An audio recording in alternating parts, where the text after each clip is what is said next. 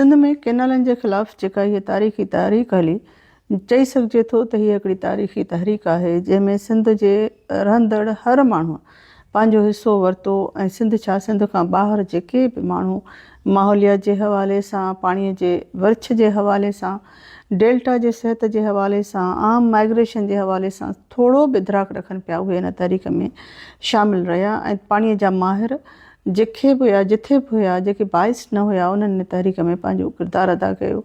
सियासी जमायतुनि जे अॻुवाणनि जेके जलसा जुलूस करे नंढनि नंढनि ॻोठनि ताईं विया ऐं माण्हुनि खे इहो अहसासु ॾियारियो त हीअ जेका तहरीक आहे उहा केतिरी ज़रूरी आहे ऐं पाणी सिंध जे आजापे लाइ, सिंधियुनि जे आजापे लाइ, सिंध में रहंदड़ हर ॿोली ॻाल्हाईंदड़नि जे लाइ ऐं हर माण्हूअ लाइ, जीवत लाइ, ॿूटनि लाइ, वणनि लाइ, टिणनि लाइ ऐं हिन केतिरो ज़रूरी ऐं अहम आहे। ऐं पाणीअ जी वधीक जेकॾहिं सिंध जे हिसे जो वधीक पाणी खयो वियो त मुस्तक़बिल में सिंध बंजर थी वेंदी।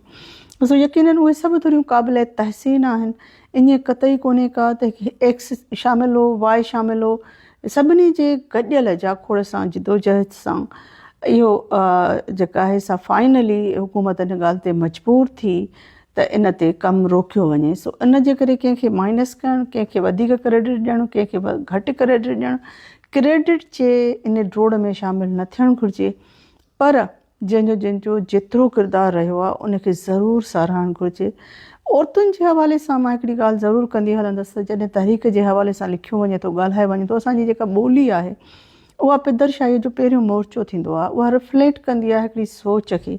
ऐं जॾहिं असां वटि इहो लिखियो थो वञे स्टेटस में त सिंध जा हलाली पुट, अड़े इन जो मतिलबु छा थियो त सिंध जूं औरतूं छा हलाली न हुयूं, हरामी आहिनि, या जेकॾहिं हरामी पुट आहे त औरत खे गार न आहे? ऐं इहा कहिड़े क़िस्म जी ॿोली आहे? भई सिंध जा पुट, सिंध जूं धीअर, सिंध जा ॿार, सिंध जो बचो। मूं त 7 सालनि जे ॿारनि खे रोडनि ते लठियूं खणी निटण उस में बीठल ॾिठो। त हर फ़र्द असां जनरल न्यूट्रल ॿोली ॻाल्हाइणु कॾहिं सिखंदासीं? असां कॾहिं सिखंदासीं त सिंध में जेको ॼाणे माणे गैर इरादी तौर ते हिकिड़ी औरत जे वजूद खे, औरत जे जिदोजहद खां जेको असां वटि इनकार आहे, उनखे असां कीअं उन में शामिलु रखूं पंहिंजे ॿोलीअ में, पंहिंजे वोकेबलरीअ में? असां एतिरा त लातालुक थी था वञूं, जेॾीमहिल जिदोजहद हले थी ओॾीमहिल औरतूं फ्रंट ते आहिनि। बबरलो जे खेमे में जेको असांजो उते लॻल हुयो, वॾो शामियानो लॻल हो, उन शामियानो में सुबुह खां वठी राति जो 2-3 बजे ताईं आम ॻोठाणियूं औरतूं पल्थ मारे ज़मीन ते वेठियूं हुयूं, नारा लॻाए रहियूं, निटहण उस में औरतूं बीठियूं हुयूं, औरतूं मानी बचाए खणी पे आयूं, औरतूं जेके आहिनि से पंहिंजूं जेके बि उन्हनि खे लामुमकिन हुयूं, जेको अचे सघनि पियूं त अचनि पियूं, न पियूं अची सघनि त शयूं पचाए मोकिलनि पियूं। उनखां पोइ कराचीअ में हिकिड़ो तमामु वॾो जुलूस निकितो, पहिरीं सिंधियाणी तहरीक जो। आम ॻोठाणियूं औरतूं बसूं भराए उते पहुतियूं, सभु औरतूं उन में शामिलु हुयूं। औरतुनि उन जुलूस खे लीड कयो। औरतुनि कराचीअ में वॾो आवाज़ु बुलंद कयो त हीअ केनाल सिंध लाइ केतिरा नुक़सानकार आहिनि। साॻी तरीक़े सां जीअं सिंध जे कुंड कुड़छ मां हज़ारे मर्द साथी इन जुलूस में शरीक थियण लाइ, साॻी तरीक़े सां हर औरत जेका मुतहरिक हुई, गैर मुतहरिक ही, जेके गाॾियूं ते अची रहियूं हुयूं, असां पाण ॾिठियूं त गाॾियूं फैमिलियुनि सां भरियल हुयूं, गाॾियुनि में ॿार भाउ, मायूं बहूं, मर्द बि हुयूं। ऐं ख़ासि तौर ते हिन तहरीक जी ख़ूबसूरती इहा रही जेका मूंखे ॾाढी दिलि खे पसंदि आई थी। शायदि वाहिद तहरीक हुई जेका उत्तर सिंध में 15 ॾींहंनि ताईं, असांजा 12 ॾींहंनि ताईं असांजा वेठा रहिया नौजवान।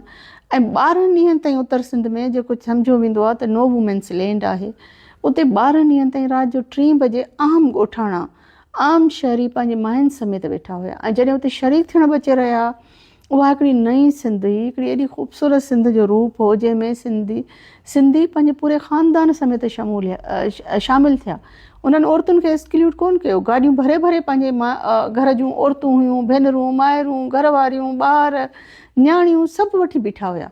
ईअं हथ लोॾींदा अकेला कोन पिया अचनि। ही वाहिद सिंध जी हिकिड़ो धरणो हुयो, हिकिड़ो पिंडाल हुयो जंहिंमें ओताकी कल्चर कोन हुयो, जंहिंमें औरतूं मर्द सभु गॾु बीठा हुया। त महिरबानी करे जॾहिं सोशल मीडिया ते चङा भला लिखियल पढ़ियल चहिरा पोस्टूं लॻायो था त इहो न विसारियो त केनालनि जी जिदोजहद हिकिड़ी नई सिंध अॼु आहे। हिकु अहिड़ी सिंध अॼु आहे जंहिंमें औरतूं ऐं मर्द गॾु बीठा हुया। हिकु अहिड़ी सिंध हुई जंहिंमें असां तव्हां ईअं बीठा हुआसीं ऐं हिकु लम्हे हिकु घड़ीअ लाइ जॾहिं मां इन पिंडाल में वियसि, हिन में एॾी पीह हुई जो माण्हूअ खे पेर गिलण जी जाइ न पई मिले, हथु मथे करण जी जाइ न पई मिले। मुंहिंजे इर्द गिर्द सभु मर्द बीठल आहे, पर यकीन कयो त इन एॾी पीह में, एॾी माना हालत में को हिकु घड़ी हिकु लम्हो बि कंहिं बि औरत खे इनसिक्योरिटी महसूसु न थी। कंहिं बि घड़ी ईअं महसूसु न थियो त मुंहिंजे पासे में जेको मूंखे माना पंहिंजे सफ़ा गॾु जेको मर्द बीठो आहे या छोकिरो बीठो आहे या जेका बि मूंसां गॾु औरतूं हुयूं, मूं सभिनी खां पुछो त हेॾी पीह में ईअं ॿाहूं फैलाए उहो असांजो या औरतूं जेके बि उते मौजूदु हुयूं उन लाइ स्पेस पैदा करे रहिया हुआ। ऐं किथे बि को न माना अहिड़ो गैर वणंदड़ वाक़ियो रिपोर्ट न थियो।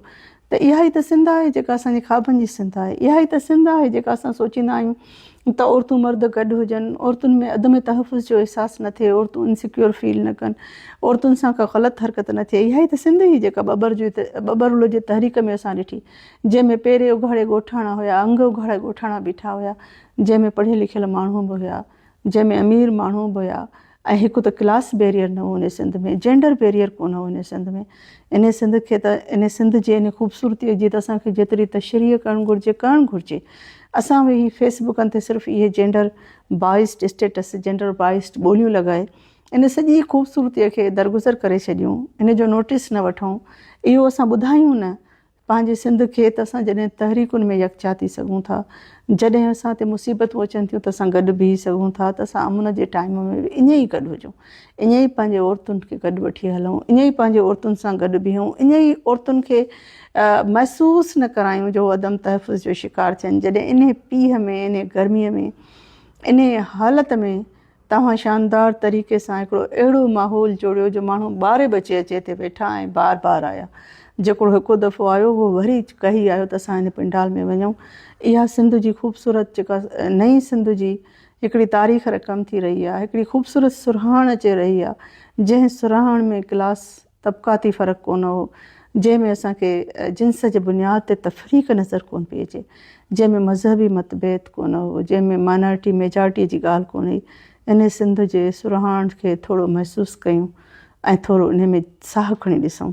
ऐं हाणे इहो वक़्तु अची वियो आहे त इन जी जेतिरी असां तशरीह कयूं, जेतिरो असां इनखे ऑन कयूं, जेतिरो असां उन्हनि खे महसूसु करायूं त हीअ सिंध हूंदी आहे, असां सभु गॾिजी बीहूं त अहिड़ी सिंध असां हर जाइ ते पैदा करे सघूं था।